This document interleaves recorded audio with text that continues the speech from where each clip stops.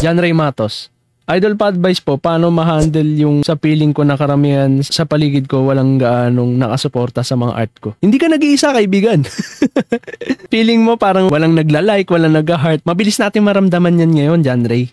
Kasi, digital. Ine-expect natin na yung mga friends natin sa FB, sa Facebook, makikita nila yung artwork natin, ma-appreciate kagad nila. Kasi, ang bilis natin na ipopost, di ba? Pagka-post mo, nagantay ka siguro mga 1 hour, wala pa rin nag-heart, wala pa rin nagla-like. Nararanasan ng mga artist yan. Yung parang walang nakasuporta sa'yo.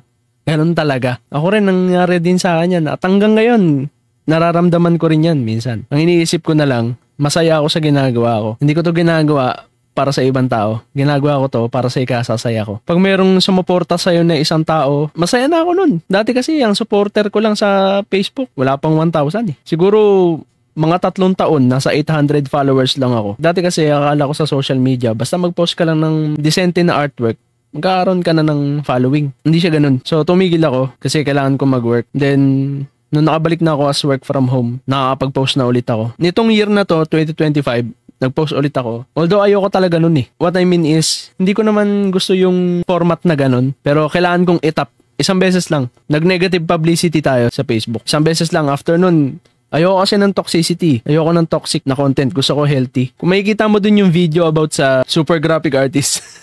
yun. One time, sige, post ko nga to. Alam ko kasi negative publicity yun kasi intriguing issue. So, ang ginawa ko, tinap ko lang yun isang beses para maging relevant tayo sa platform. And then yun, nakapag-gain na tayo ng followers. Nag 1,000 na ako. Saka na ako ulit bumalik doon sa dating format. Although hindi ganun kataas yung engagement, no, makikita mo sa page ko, hindi umabot ng 100k. Mababa lang. Hanggang ngayon naman eh. Nandun din ako sa stage na yun, John Ray. Hindi pa ako malaki. 17k pa lang yung followers ko eh. So hanggang ngayon, patuloy lang tayo sa paggawa ng contents, ng art, pagbibigay na advice, ganyan. About sa industry, about sa awareness. Isa pang dahilan kung bakit yung mga friends mo, parang feeling mo ayaw supportahan yung artwork mo. Kasi meron tayong konsepto ngayon sa social media eh, na kaya ito nagpo-post sa Facebook, gusto na ito magparami ng followers. Baka may potential tong maging successful.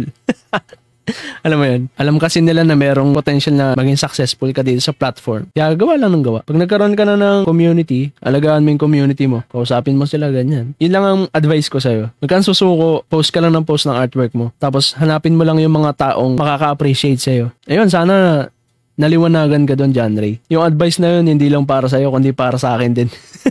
Dahil hindi ka nag-iisa sa ganyang situation.